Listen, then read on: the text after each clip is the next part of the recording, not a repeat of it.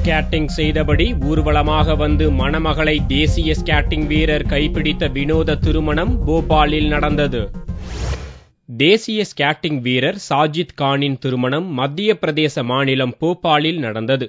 தான் ஸ்கேட்டிங் வீரர் என்பதால் ஸ்கேட்டிங் செய்தபடி திருமண அரங்குக்கு செல்ல கான் முடிவு செய்தார். அதன்படி 2 கிலோமீட்டர் தூரத்தில் உள்ள தன்னுடைய வீட்டிலிருந்து ஸ்கேட்டிங் செய்தபடி புறப்பட்டார். அவருடன் ஸ்கேட்டிங் பயிலும் சிறுவர் சிறுமிகளும் மாப்பிள்ளையின் ஸ்கேட்டிங் ஊர்வலத்தில் பங்கேற்றனர். ஊர்வலம் திருமண மண்டபத்தை அடைந்ததை தொடர்ந்து வழக்கமான பாரம்பரிய முறைப்படி மணமகள் சாகிஸ்தாவை கைப்பிடித்தார் சாஜித்.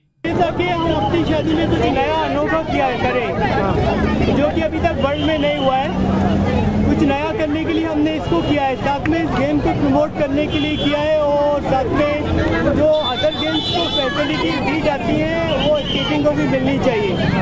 और इसके साथ में एक हमारा ये रिकॉर्ड है कि अभी तक किसी ने वर्ल्ड में इसको नहीं किया है, ये एक हमारे लिए वर्ल्ड रिकॉर्ड होगा.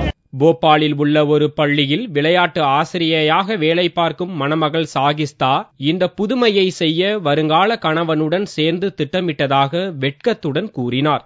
प्लानिंग तो बहुत पहले से चल रही थी, जिस दिन डेट फिक्स हुई थी तब से ये प्लान चल रहा था कि किस तरह बचपन इस गेम को आगे बढ़ाएं. और फिर बाकी बच्चों का क्या है, बच्चों ने आपस में प्यार दिखाया है टीचर्स के लिए, उनकी रिस्पेक्ट, उनका प्यार. வித்தியாசமான முறையில் நடந்த இந்த திருமணம் உறவினர்கள் நண்பர்களின் மனதில் நீண்ட காலத்திற்கு நிலைத்திருக்கும் என்று மணமக்கள் சாஜித் சாகிஸ்தா நம்பிக்கையுடன் கூறினர்.